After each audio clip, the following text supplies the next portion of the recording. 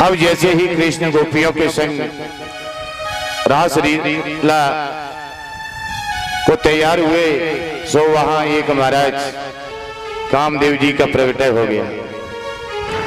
भगवान ने कहा, आपका परिचय क्या है?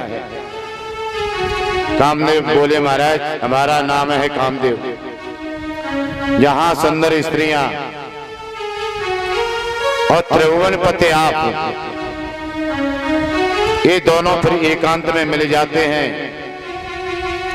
तो वहां तो मैं सबसे जल्दी पहुंच जाता हूं। भगवान बोले, क्यों कामदेव जी भूल गए? तुम्हें याद नहीं है जब मैं शंकर जी के रूप में तपस्या कर रहा था, उस समय तुम मेरे पास आए तो मैंने तुम्हें जला करके भस्म कर दिया था। शंकर के रूप में मैंने तुम्हें जला दिया था, तुम फिर आ गए यहाँ। कामदेव ने कहा, प्रभु शिव के रूप में तो आप तपस्या कर रहे थे, और तपस्या करने वाले को अगर मैं छेड़ता हूं तो मुझे जल करके ही राख होना पड़ता है। लेकिन राम अवतार में भी तो तुम्हारी एक न चली थी। बोले, राम अवतार में आपने एक पत्नी व्रत धारण किया था। जो लोग एक पत्नी व्रत रूप धारण करते हैं तो उनके ऊपर भी कामदेव का महाराज कोई असर नहीं होता। लेकिन महाराज यहाँ तो असंख्य सुंदरियां हैं और त्रिभुवन पति आप, यहाँ तो महाराज हमारे एक नहीं दो नहीं पांचों बाण प्रहार करेंगे, चलेंगे महाराज। कन्हैया बोले, जय बताइए आप मुझसे कौन सा युद्ध करोगे? किले वाला युद्ध करना चाहोगे या मैदान वाला? राजन परीक्षित कहने लगे, महाराज ये युद्ध दो प्रकार का कैसा होता है? सुखदेव जी कहते हैं, राजन किले वाला युद्ध होता है कि जिस समय हमारी शादी होकर के आती है, प्रथम रात्रि के दिन हम अपने कामदेव पर विजय श्री प्राप्त कर लेते हैं तो उसे कहते हैं किले वाला युद्ध।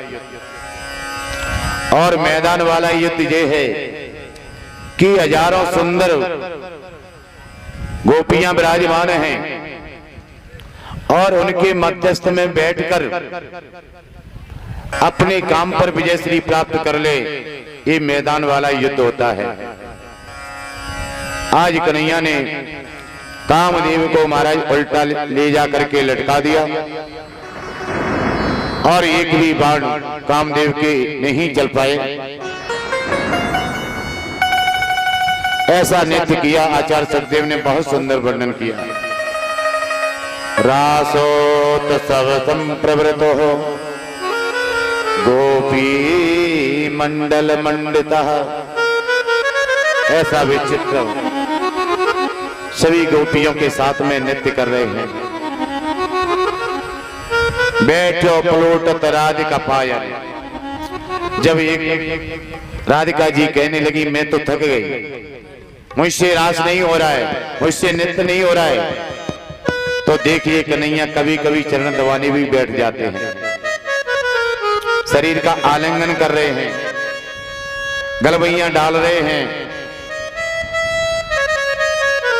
सभी देवता आकाश मंडल से इस दृश्य को देख रहे हैं। सभी देवता बड़े प्रसन्न हो रहे हैं, गदगद हो रहे हैं। अब इधर देखिए राजन परीक्षित सुखदेव जी से कहने लगे, महाराज परमात्मा की अवतार होता है धर्म की रक्षा के लिए, धर्म की स्थापना के लिए, धर्म का निर्माण करने के लिए। मगर ये बताइए, जो परमात्मा का ये कार्य कहाँ है कि पराई स्त्रियों के साथ में गलवैयां डाल करके रास करना, नृत्य करना, ये परमात्मा के तो लक्षण होते नहीं। राजन परीक्षित को सुखदेव जी महाराज समझा रहे हैं, ईश्वर अंश जीव अविनाशी चेतन अमल सहज सुख राशि। हम लोग ईश्वर के अंश हैं और जीव ईश्वर का अंश है। ये हर एक संसार के व्यक्ति को मानना चाहिए। ईश्वर ने जो मुख से बताया है, जो मार्ग का अनुकरण किया है, उसे कर सकते हैं। राम जी ने जो जीवन में किया, राम जी सबसे पहले प्रातः काल उठ के रघुनाथा और मात पिता गुरु नाभय माता। राम जी ने जो जीवन में किया है वो सभी लोग कर सकते हैं, लेकिन 7 दिन के कृष्ण ने पूतना को मार दिया, ये तो हम नहीं कर सकते। 6 महीना के कृष्ण ने सक्तासुर को मार दिया, तो ये कोई जनता, कोई भी जीव नहीं कर सकता। कृष्ण ने लाखों गोपियों के साथ में राज किया, उसे हम नहीं कर सकते। सुखदेव जी कहते हैं, राजन, परमात्मा के केवल वचनों को मानो। परमात्मा ने जो अपने मुख से बताया है मार्ग, उस मार्ग पर चलने का प्रयास करना चाहिए। और गोविंद ने, राम जी ने जो बताया है, करके दिखाया है, वो करना चाहिए। क्योंकि माता पिता से, वृद्ध जनों से बड़ी सीख प्राप्त होती है। 4 चीजों की प्राप्ति हो जाती है, आयु, विद्या, यश और बल। 4 चीजें बढ़ती हैं। अगर हम किसी को प्रणाम करेंगे तो 4 चीजें मेरी बढ़ती चली जाएंगी। अब तो देखिए, कई बालकों को बड़ी शर्म लगती है पैर छूने में। वे चारों तरफ देखें, कोई मुझे देखता तो नहीं रहा है, और एकदम पैर छू लेंगे, क्योंकि संस्कृति विलुप्त होती चली जा रही है। बड़ी लज्जा लगती है माता पिता के पैर छूने में। एक व्यक्ति थे, उन्होंने अपनी बेटी का संबंध करने के लिए गए, तो जैसे ही संबंध तय किया, उन्होंने लड़के के पिता से कहा, देखो संबंध हम कर देंगे अपनी बेटी का, मगर बारात में कोई बूढ़ा आदमी नहीं आना चाहिए। अगर कोई बूढ़ा आदमी बारात में आ गया तो हम अपनी बेटी का विवाह बिल्कुल नहीं करेंगे। बोले शर्त मंजूर है? बोले ठीक है। विवाह की तारीख आई, तैयारी हो रही है। अब इधर लड़के के पिता ने सबसे मना कर दिया, भाई कोई भी बूढ़ा व्यक्ति बारात में नहीं जाएगा। अब लड़के के जो नाना हैं, नाना कहने लगे, भैया मुझे कैसे भी ले चलो बारात में, और इस तरह से ले चलो किसी को पता भी ना चले कि हम बारात में आए हैं। लड़के का पिता कहने लगा, उसने शर्त रख दी है, अगर कहीं पता चल गया कि बारात में बूढ़ा व्यक्ति कोई आया है तो कब बारात को ही वापस कर दें, विवाह नहीं होगा। नाने ने कहा, मुझे बक्सा में बंद करके ले चलो। अब बारात जा रही है, नाना को बक्से में बंद कर लिया।